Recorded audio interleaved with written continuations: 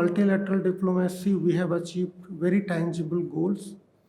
That's why India as a country, in line with our civilizational motto of Vasudhaiva Kutumbakam, which means the world is a family, and Sarvodaya, which means welfare of all, we have always supported multilateral diplomacy, including the United Nations. And we feel that multilateral diplomacy can achieve its goals if we have multilateral institutions reflecting the contemporary reality of the world, and they are enabled by member states to play the role that they need to play. I would like to cite a couple of examples where I felt that multilateral diplomacy has made a difference.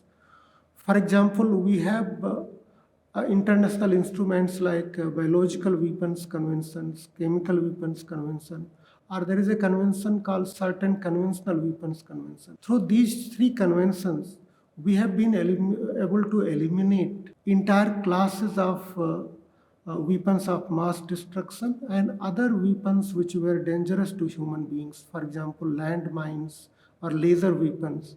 So multilateral diplomacy has succeeded.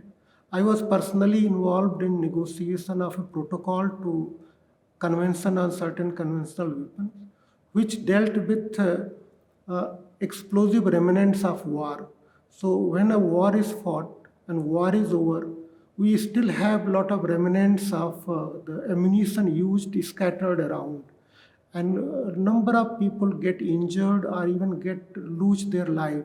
So we negotiated that protocol, fixing the responsibility of the states, not only where those explosive remnants are located, but also the states which caused those remnants to work together to eliminate them so that people's lives can be saved. And I'm happy to say that particular protocol is working well, and we are working together to remove explosive remnants of war. So I would like to reiterate that contrary to public perception that multilateral diplomacy does not work, it does work. But because we have to deal with more than 190 states and they have different interests, so it's a long process, sometimes it's a difficult process to bring convergences and bring consensus. But once we are able to do that, we are able to meet those global challenges like climate change. Through Paris Agreement or Glasgow last year, we have been able to set targets for the member states.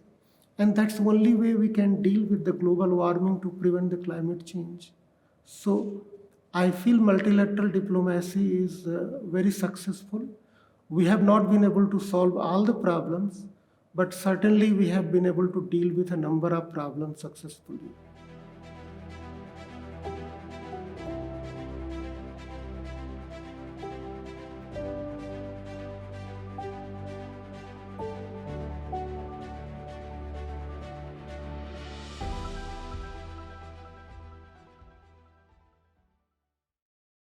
As you said, all the five goals are interconnected.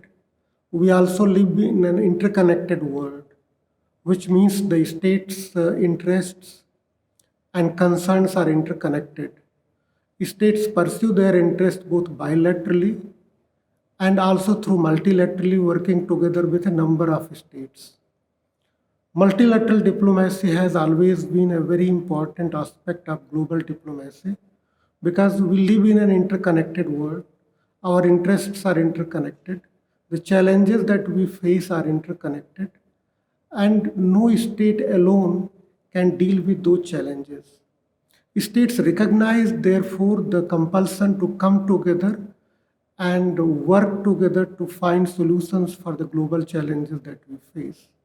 Of course, multilateral diplomacy is not an easy diplomacy because a number of states are involved.